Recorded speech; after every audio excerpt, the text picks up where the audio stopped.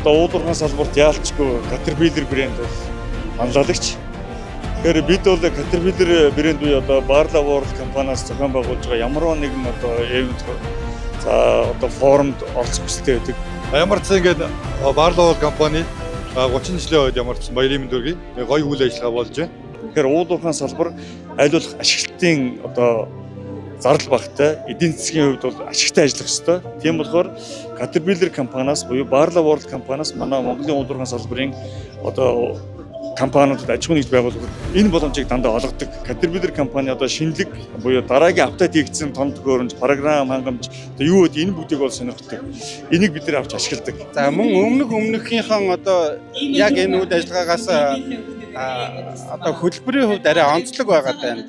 Бидэд болохоор засвар талаасаа их хүмүүс өнөөдөр энэ удаадаа эрсгэсэн байгаа юм.